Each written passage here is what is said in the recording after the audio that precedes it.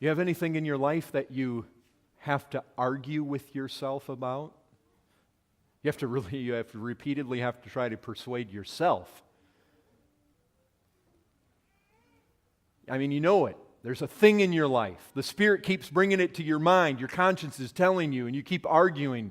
No, it's right, it's okay, it's not sin. Beware of things like that. Or things that you're not willing to investigate.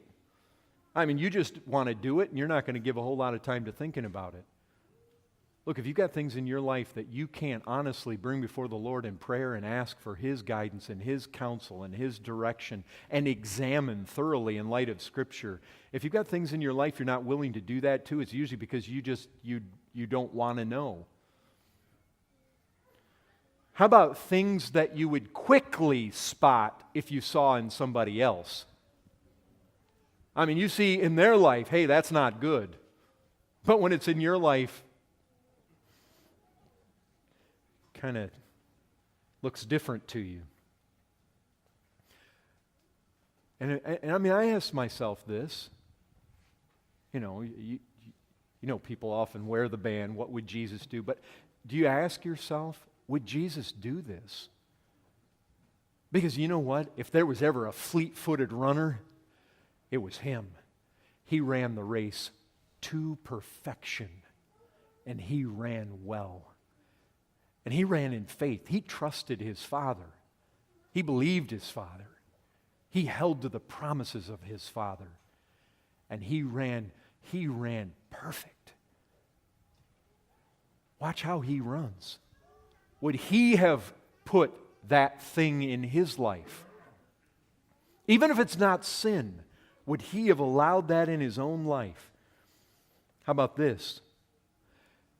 Things that you've been convicted about in your life that you have thrown away, that you later picked back up.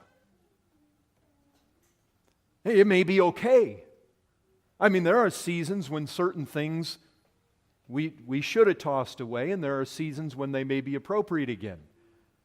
I'm not saying it's absolute, but it's worth thinking about.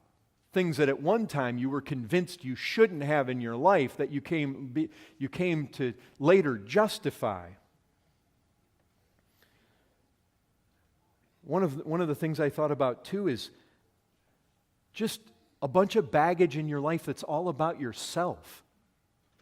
I mean, just stuff in your life. It's not unlawful, but the majority of stuff in your life, just the weight in your life, it's all about you.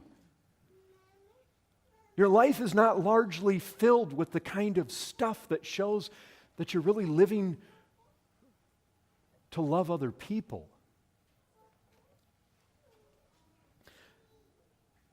Think about this. Stuff in your life that isn't just not unlawful.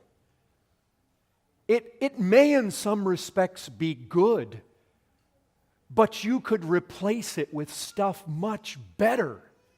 I mean, I'm often reminded of Paul's words in Philippians chapter 1, verses 9 and 10. It is my prayer that your love may abound more and more with knowledge and all discernment, so that you may approve what is excellent.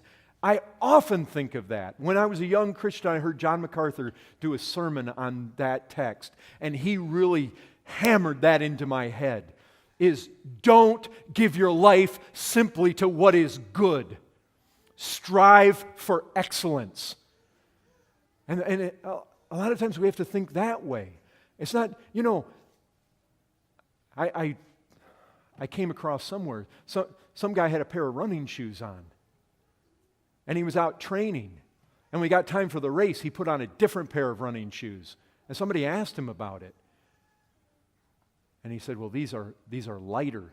I mean, they were so light. It's the kind of thing. A pair of running shoes is good. A lighter pair of running shoes is better if you want to make it to the end, if you want to do really well. I mean, Christians must discard a lot of good things. I mean, that's the thing. If you look down this path that the Christian runs, it's got all these weights discarded along the side, and a lot of the things are likely going to be good. And the better you run this race, the more good stuff that's likely going to be on that. Not because you got rid of the good to replace it with the bad, because you got rid of the good to replace it with better, with that which is excellent. I mean, it's just madness. Professing Christians fill their lives with so much garbage. Just marvel at it. And I would just leave you with this thought about examples of weights. What you conclude is a weight in your life may not be in somebody else's. You be slow to judge what others allow. I mean, there's a place to encourage people to think about these things, but be careful before you condemn somebody else, because you may actually find what you find somebody else allowing may actually be helpful to them in a way that you never really figured out.